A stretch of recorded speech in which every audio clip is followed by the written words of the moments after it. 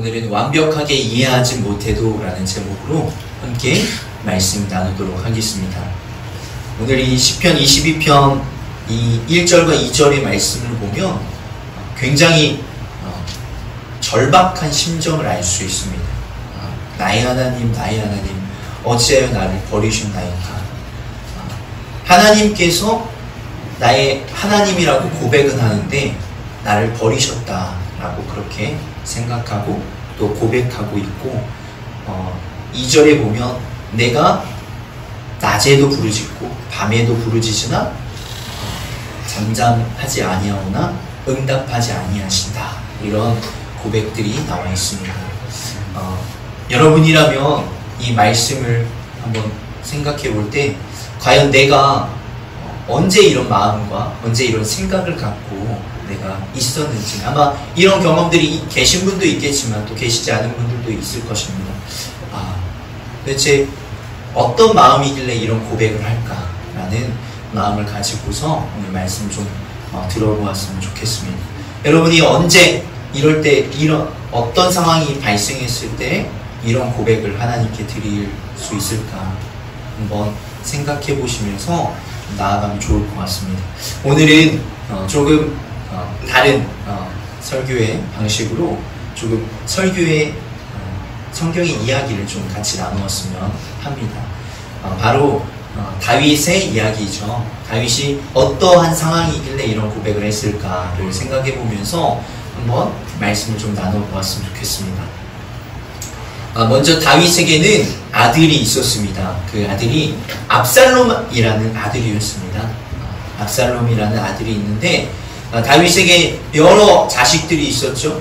자식들이 있으면서 이제 시작은 이런 일들이 있는 거예요. 사무엘하 13장 1절부터 2절에 보면 다윗의 아들 압살롬이 있었는데 아직 결혼하지 않은 아름다운 누이가 있었다. 그 이름은 다말이었다. 그런데 다윗의 또 다른 아들, 즉 아마 배가 다른 아들일 가능성이 높죠. 그 아들 중에 암논이 있었습니다. 조금 생소한 이 사람의 이름이지만 들으시면 오늘 이렇게 이름들이 많이 나와요. 그래도 잘 한번 들으시면 될 것 같습니다. 암논이 이 다말을 사랑한 거예요. 네, 지금 어떤 상황인지 아시죠? 네, 배다른 누이를 사랑하는 것이에요. 그래서 이 2절에 보면 암논이 자기의 누이 다말을 사랑하였으나 처녀임으로 억제할 수 없을 줄 알고 병이 나고 말았다. 사실 처녀이기 때문에 어찌할 수 없는 게 아니라 무엇 때문이죠? 자기의 가족이기 때문에 그런 부분도 있습니다. 왜 그러냐면 창세기 초반에는 이런 계대결혼이라고 해야 될까요?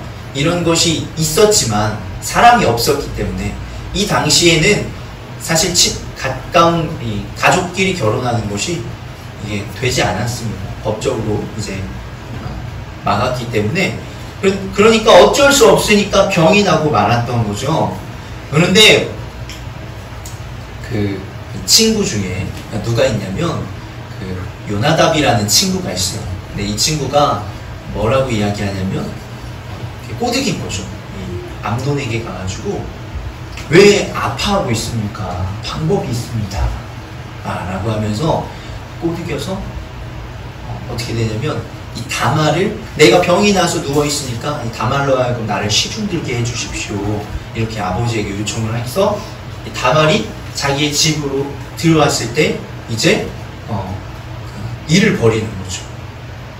그래서 어떻게 보면 강제적으로 동침하게 되었다라고 성경에서 표현하죠.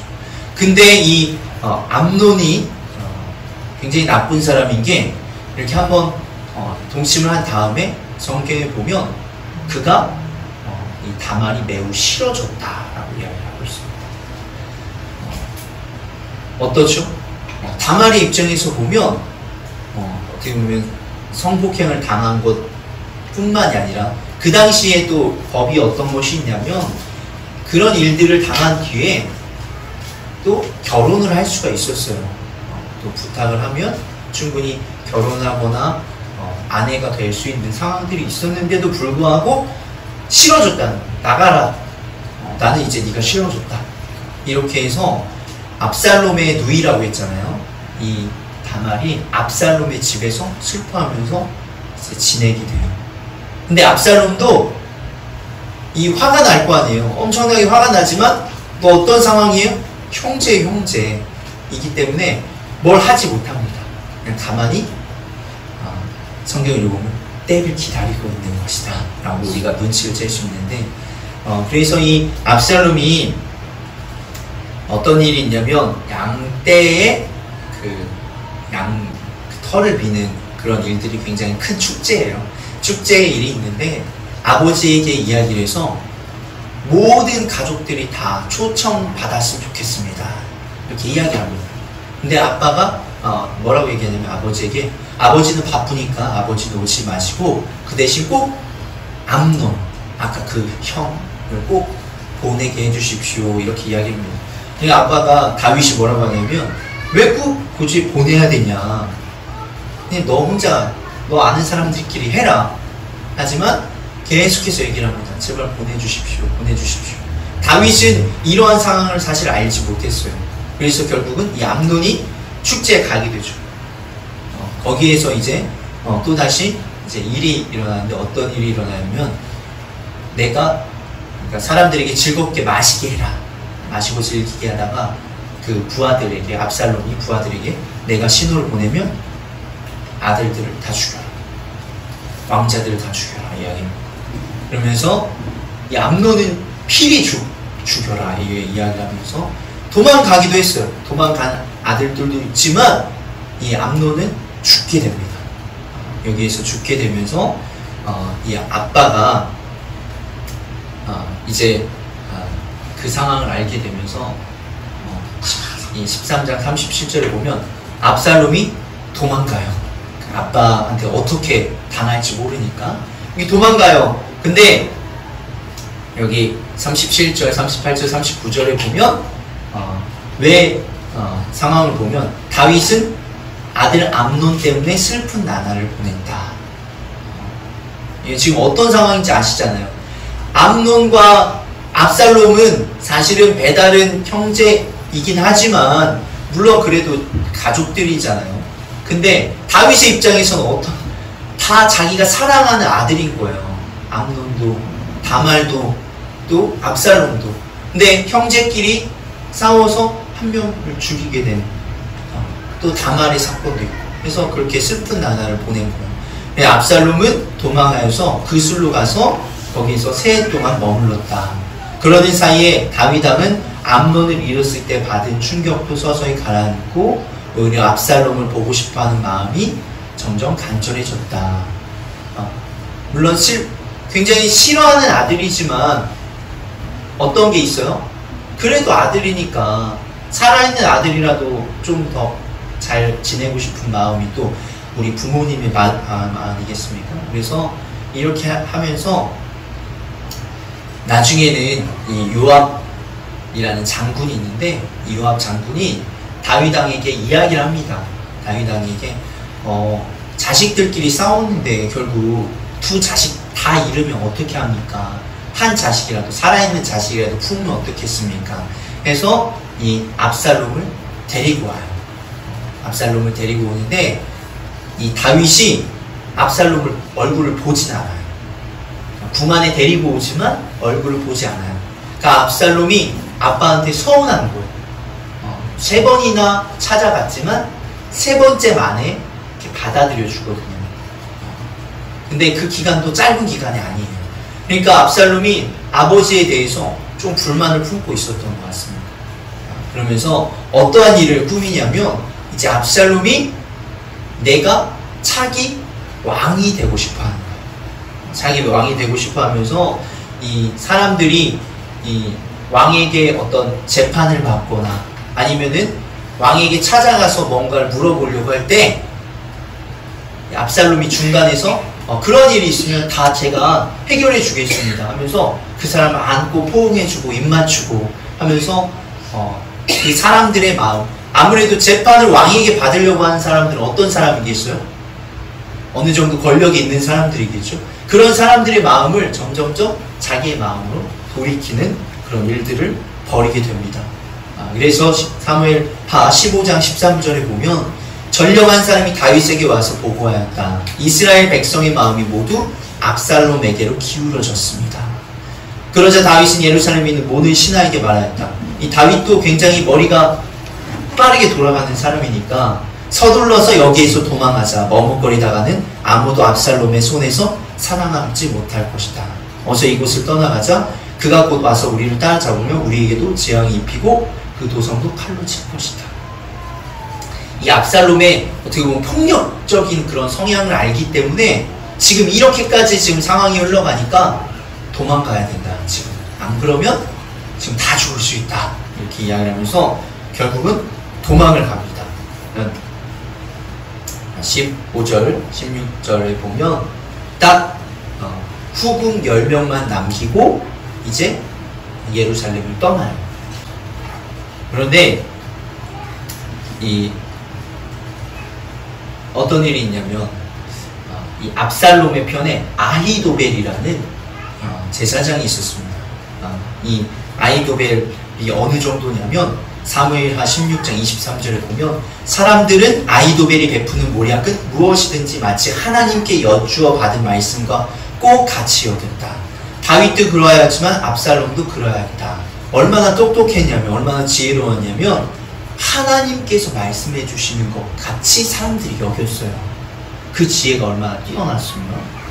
근데 지금 이 아히도벨이 누구의 편에 가 있어요? 아들 압살롬의 편에 가 있다는 거예요.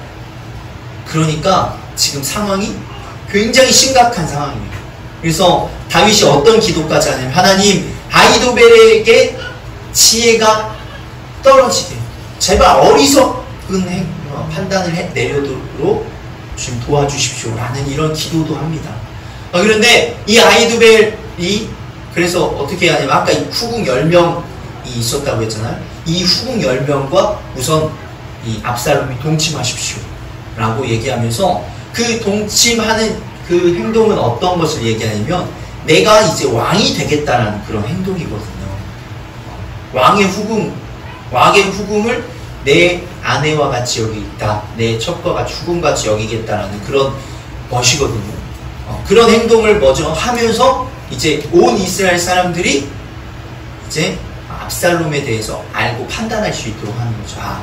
이제 다윗은 도망갔고 압살롬이 예루살렘 성 안에서 이 남겨놓은 후궁과 동침하였으니까 이제 압살롬이 새로 왕이 되는구나 이렇게 생각을 하는 거죠. 그런데 다윗도 보통 인물이 아니죠. 다윗이 했던 계략이 하나 있었어요. 무엇이냐면 다윗의 제사장이었던 후세를 압살롬에게 보냅니다. 오늘날로 얘기하면 간첩이라고도 할 수 있고 스파이라고도 할 수 있죠. 내 편인 사람을 적진에 보내는 거예요. 압살롬에게 보냅니다. 압살롬에게 보내서 그러니까 압살롬에게는 똑똑한 사람이 2명이 있는 거예요. 지금 누구와 누구? 아히도벨과 후세가 있는 거예요. 근데 후세는 누구 편이에요? 다윗 편이에요. 아히도벨은 지금 압살롬의 편이죠. 근데 이거를 압살롬이 알아채기가 쉽지 않죠. 그래서 후세는 가면서 얘기합니다. 저는 압살롬 만세 하면서 압살롬에게 가면서 너가 왜 왔냐? 이미 전장은 기울었습니다. 이미 압살롬 당신이 승리할 것입니다. 내가 아버지의 편이었지만 이제는 당신의 편에 서겠습니다. 이렇게 이야기를 하죠. 그렇게 이야기를 해서 받아들여 줍니다. 받아들여 주면서 이 계략을 세웁니다. 어떤 계략이죠? 이제 압살롬이 아버지 다윗을 죽일 계획을 세우죠. 이야기를 듣습니다. 아히도벨이 압살롬에게 얘기합니다. 12,000명만 뽑아서 출동해서 누구만 죽이자는 거예요? 네, 다윗만 죽입시다. 이야기를 합니다. 다윗만 죽이면 왕만 쳐서 죽이면 어떻게 되죠? 그를 따르는 모든 백성이 달아날 것입니다. 그렇게 되면 온 백성이 다시 임금님께로 돌아오고, 그러니까 뭐예요? 다윗을 따르고 있던 사람들까지도 다 당신의 편에 서게 하겠습니다. 이 나라는 이제 당신 것입니다. 다른 목숨 노릴 필요 없습니다. 오직 백성만 노리면 됩니다. 이렇게 오직 다윗의 목숨만 노리면 됩니다. 이렇게 이야기를 하죠. 그런데 아까 얘기했잖아요. 후세 역시도 뛰어난 사람인 것을 압살롬이 아니까 후세에게도 의견을 물어봐요. 11절에 보면 모든 사람을 다 모읍시다. 후세는 당신도 알지 않습니까? 다윗 왕이 그냥 왕입니까? 다윗 왕은 그냥 왕이 아닙니다. 모레알처럼 많은 군인을 모아서 싸워야 됩니다. 이렇게 이야기를 하죠. 그래서 마치 이슬이 그를 덮어버리는 것처럼 물론이거든요. 그와 함께한 모든 사람 가운데에서 한 사람도 살아남지 못하게 하자. 그러니까 아까 얘기했듯이 아히도벨은 다윗 왕만 죽이자 얘기하는데 후세는 아히도벨은 그런데 후세는 뭐라고요? 모든 사람을 다 모아서 다 죽여야 됩니다. 이야기를 하는 것이에요. 그렇게 해야 그나마 살아남을 것 같다라고 이야기를 하는 것이에요. 물론 이 앞에 후세가 어떤 이야기까지 하냐면 다윗 왕은 당신이 지금 이런 상황인 줄 알고 잠도 자지 않습니다. 다윗이 어떤 사람인데 지금 다윗 왕만 죽일 수 있겠습니까? 그 밑에 있던 사람도 용사들입니다. 쉽지 않습니다. 이렇게 얘기를 하니까 사람들이 뭐라고 얘기해요? 후세의 모략이 아히도벨의 모략보다 더 좋다고 찬성하였다. 즉 그게 더 좋아 보이잖아요. 사실 좀 더 신뢰가 가죠. 왜 그러냐면 먼저 얘기하지 않아서 그런 거예요. 두 번째 얘기하면서 이것에 대한 안 좋은 것을 더 덧붙여서 이야기를 하니까 아까 그런 이야기도 하잖아요. 다윗 왕은 자지 않습니다. 그 밑에 있는 용사들 얼마나 뛰어난지 아십니까? 이렇게 얘기를 하면서 모든 사람들을 다 모아서 다 죽여야 됩니다. 이렇게 하는 것이에요. 그러니까 그게 더 좋은 것 같습니다. 이렇게 하는 거죠. 그래서 결국은 22절, 23절에 보면 이 요단강 있죠? 요단강이 어디 있는지 혹시 아시나요? 요단강 지나면 어떤 성이 있었죠? 그 출애굽해서 그 성에 들어갈 때 그러니까 가나안을 할 때 가나안 땅에 들어갈 때 요단강 지나자마자 어느 성이 있어요? 여리고성이 있어요. 즉 한마디로 얘기하면 이스라엘의 경계는 요단강까지예요. 근데 요단강을 지나서 그러니까 다윗 왕과 모든 사람들이 아까 얘기했잖아요. 그 후세가 있어서 후세가 사람들한테 알려준 거예요. 다윗 왕께 얘기해서 지금 이스라엘 땅에 있으면 다 죽습니다. 어서 요단강을 건너십시오. 다른 나라로 가라는 거예요. 다른 나라로 가십시오 한 거예요. 그래서 22절에 보면 요단강을 건너지 못한 사람이 아무도 없었다. 이야기합니다. 23절에 아히도벨이 아까 굉장히 좀 마치 하나님과 같은 계략을 가지고 있다고 했잖아요. 23절에 어떻게 해요? 자기의 모략대로 이루어지지 않은 것을 보자 나귀의 안장을 지어서 타고 거기서 떠나 자기의 고향 집으로 갔다. 거기서 자기 집안일을 정리한 뒤에 목을 메어 죽었다. 이렇게 죽어서 자기 아버지의 무덤에 붙였다. 이 말씀을 보면 뭔 거예요? 지금 우리가 바둑을 둘 때 어떤 계산을 할 때 한 수 앞을 내다보는 사람이 있어요. 근데 아히도벨은 몇 수 앞을 내다본 거예요? 두 수, 세 수 앞을 내다본 거예요. 지금 내 계략대로 되지 않으니까 이미 어떻게 된 거예요? 이미 전세는 기울어졌다. 이미 상황은 종료됐다는 거예요. 이미 나는 어떻게든 죽을 거예요. 그러니까 본인이 스스로 그냥 자살을 한 거예요. 이렇게 엄청나게 머리가 빨리 돌아가는 사람인 거죠. 내 계략대로 되지 않았을 때 이미 나는 죽었다 한 거예요. 이렇게 되면서 이미 그것까지 알고 있었겠죠. 이 후세가 다윗의 편이었구나 라는 것까지도 아마 다 알고 있었을 거예요. 그래서 아마 이렇게 죽은 거죠. 그렇게 하면서 결국은 이 요단강 끝에서 이제 다윗이 사람들을 모아요. 자기의 사람들. 근데 다윗이 뭐 보통 용사입니까? 다윗 밑에 있던 사람도 보통 용사가 아니죠. 그래서 그 나머지 사람들과 이제 압살롬과 이렇게 싸우는 거예요. 압살롬의 편이 되어서. 그러니까 이스라엘 사람이라고 그냥 통칭하더라고요, 성경이. 그런데 누가 이기겠어요? 네. 다윗 쪽 사람들이 이겨요. 그러다가 다윗이 이제 사람들에게 부탁을 합니다. 뭐라고 부탁하냐면, 나를 생각해서라도 어린 압살롬을 너그럽게 대하여 주십시오. 이 요압이라는 사람이 군대 장관이에요. 군대 장관과 아비새와 이때 뭐 이런 장군들에게 얘기하는 거예요. 제발 너그럽게 대하여 달라는 건 뭐예요? 예, 살려는 주시되 생포하여 주십시오. 뭐 이런 얘기겠죠. 그렇게 이야기를 하면서 다 들었다 이야기를 하는 거예요. 그러니까 이 아버지 다윗은 자기를 죽이려고 하는 아들임에도 불구하고 아들은 살려줘야 된다.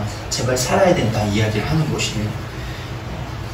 그러니까 전세는 이미 사실은 기울어졌어요. 누가 죽었을 때? 아히도벨이 죽었을 때 이미 전세는 사실상은 기울어졌고, 왜 그래요? 네, 후세의 말을 들었기 때문이죠.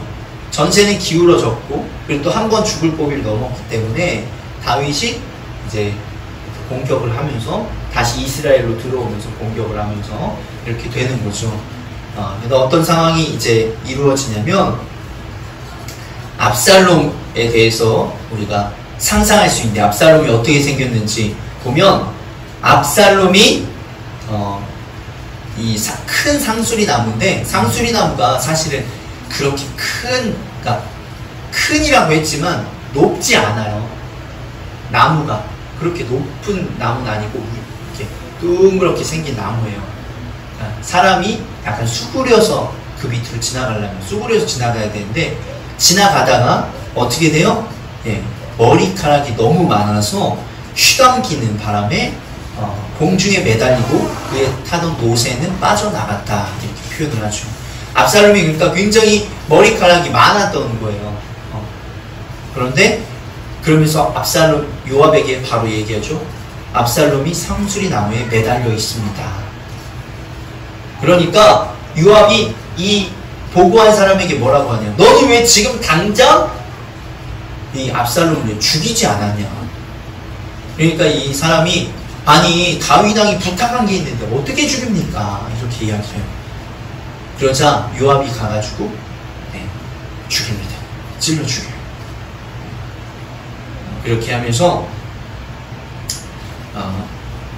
이 다윗이, 그러니까 요압이 다윗에게 이제 보고를 해야 되는데, 누구에게 보고하냐면 에디오피아 사람, 아무 이름 없는 사람에게 보고를 합니다.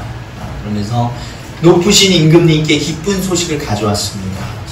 주님께서 오늘 임금님께 반역한 자들을 없애버리시고 임금님께 승리를 주셨습니다. 왕이 에디오피아 사람에게 물었다. 어린 압살롬이 평안하더냐? 그러니까 제일 궁금한 것은 무엇이냐? 아들의 아내인 거예요.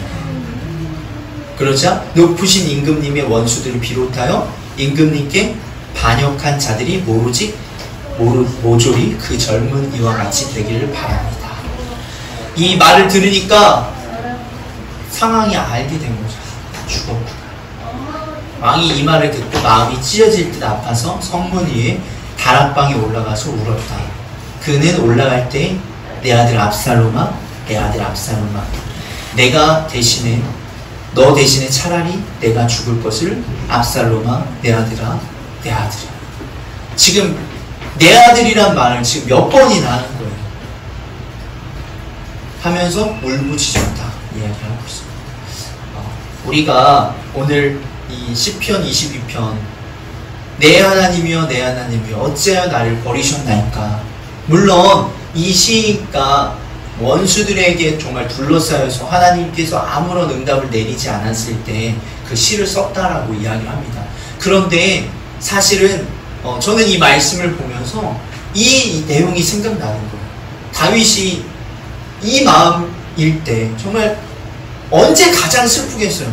원수에게 쫓겼을 때? 그때보다도 이 정말 사랑했던 아들을 잃었을 때 정말 아픔이 더 크지 않았을까 생각이 됩니다. 지금 이미 암논도 잃었는데 또 압살롬까지 잃게 되는 이 상황 가운데에서 다윗이 하나님께, 하나님 어찌하여 나를 버리셨나이까. 정말 하나님께서 나를 사랑하지 않고 나를 버리신 것과 같은 그런 마음입니다. 이런 고백을 하지 않았을까라는 생각이 들었다는 거죠. 또 자녀가 있는 또 우리 부모님의 마음이 이러하다라는 것을 여러분들 다 알고 느끼게 될 것이다 라는 것은 생각이 됩니다.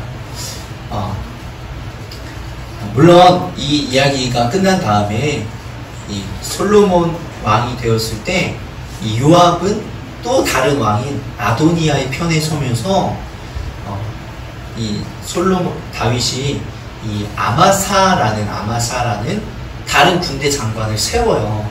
근데 이 요압이 그것에 기분이 나빠서 자기를 이 일 때문에 자기를 내린 거거든요. 아마사를 죽여요. 죽이면서 다시 자기가 군대 장관이 되거든요. 그런 다음에 이제 솔로몬 왕 때에 아도니아의 편에, 그러니까 다른 왕의 편에 또 서요. 그래서 이 다윗이 솔로몬에게 요압은 꼭 죽여라. 지금 언제 어떤 일이 일어날지 모르니까 아무리 자기의 충신이었지만 굉장히 또 지혜로운 사람이었거든요. 그럼에도 불구하고 요압은 꼭 죽여라 하면서 나중에는 이 요압은 또 죽게 되죠. 솔로몬에 의해서. 그런 이야기를 우리가 보게 됩니다. 굉장히 한편의 전쟁 이야기와 같은 이야기들이 지나가면서 또 그 안에서 이 다윗과 이 압살롬이라는 이 부모와 또 자식의 사랑 이야기를 또 듣게 됩니다. 굉장히 다윗은 정말 여러 명의 아들이 죽게 되면서 그 마음이 얼마나 큰 고통이 있었는지를 우리가 알 수 있어요. 이 바세바 사이에서도 사실은 그 아들이 죽었잖아요. 얼마 못 살고도 죽고 암논도 죽고 또 압살롬도 죽으면서 정말 그의 인생이 우리가 볼 때에는 다윗왕 하면 굉장히 뛰어난 왕, 위대한 왕 이렇게 생각을 하겠지만 그의 인생이 결코 쉽지 않은 인생이었다는 것이에요. 그러기에 정말 너무나 어둡고 힘든 이런 고백, 하나님이 어찌하여 나를 버리셨나이까, 이런 고백까지도 할 수 있었다라는 것이에요. 우리가 제가 이 말씀 나누면서 간단하게 여러분에게 고백했으면 하는 것은 여러분이 하나님께 늘 마음을 내어놓고 기도하시길 소망합니다. 어떤 것이든 어떤 일이든 여러분에게 사실 일어날 수 있고 힘든 일들이 일어날 수 있어요. 그럴 때마다 여러분들이 여러분의 마음을 담아서 하나님께 기도하시는 분들 되시길 간절히 소망합니다. 그러면은 어떠한 일이 일어나냐, 오늘 이 말씀에서도 그냥 이렇게 기도하고 끝나는 것이 아니라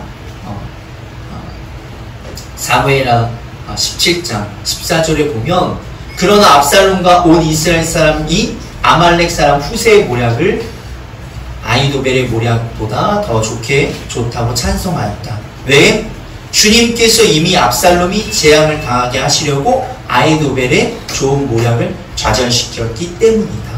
즉 이 사람의 지혜는 누가 더 뛰어나서, 사실 아히도벨이 더 뛰어났을 수 있어요. 그러나 누구께서 역사해 주셔서? 하나님께서 역사해 주셔서, 하나님께서 역사해 주실 것이기 때문에 우리가 주님께 마음을 내어놓고 기도할 수 있어야 될 줄로 믿습니다. 또 17장 27절 28절에 보면 다윗이 도망가는 가운데에서 계속 어떠한 일이 일어나냐, 28절에 보면 바르실레라는 사람이 와서 먹을 것을 주어요. 여행하면서 사실 힘든 게 먹는 것, 사는 거 힘들잖아요. 근데 그런 것들을 계속 도와주는 그런 사람을 붙여주신다. 그러니까 하나님께서 여러분이 힘들고 어려운 순간마다 어떻게 역사해 주시냐? 하나님께서도 역사해 주시지만 사람을 통해서도 역사해 주신다라는 것입니다. 오늘 말씀을 마무리하면서 보면 우리가 기억해야 될 것 하나가 있습니다. 예수님께서 십자가에 못 박혀서 돌아가실 때에 엘리 라마 사박다니 이렇게 고백했습니다. 이 고백이 나의 하나님 나의 하나님 어찌하여 나를 버리셨나이까 라는 그 고백이죠. 사실 이 외침이라고 할 수 있어요. 그런데 이 외침이 어떤 말씀이에요? 시편 22편의 말씀과 똑같은 거예요. 그러니까 예수님께서 돌아가시기 전에도 이 말씀을 하시고 돌아가신 거예요.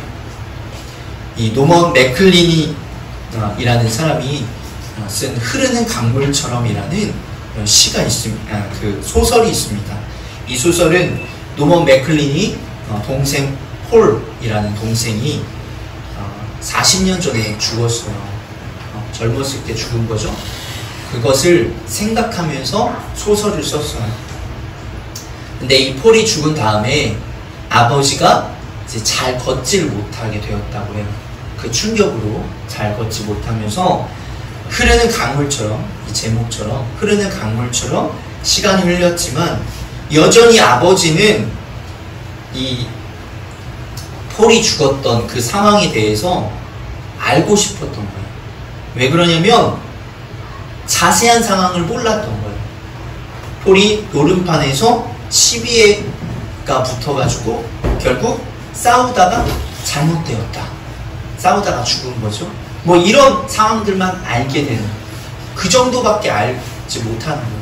그러니까 도대체 왜, 뭐 때문에, 뭔가 다른 이유들이 좀 더 있지 않았을까? 그냥 단순히 정말 노름판에 갔다가 사람들과 싸워서 죽었을까? 이런 단순한 이유가 아니라 뭔가 있을 것 같은 그런 궁금함이 아버지에겐 늘 있는 거죠. 도대체 우리 아들이 억울하게 죽은 것은 아닐까? 무슨 일이 있었던 것은 아닐까? 늘 궁금했던 거예요. 그래서 또 아버지로서 자식을 도와주지 못한 그 괴로움에 있었던 거죠. 아버지와 이 아들과 대화를 합니다. 뭐라고 대화하냐면, 그의 죽음에 대해서 정말로 내게 모든 것을 다 말한 거니? 예, 모두 다 말씀드렸습니다. 하지만 너무 적지 않니? 예, 많지는 않아요. 하지만 완벽하게 이해하지 못해도 완벽하게 사랑할 수는 있습니다.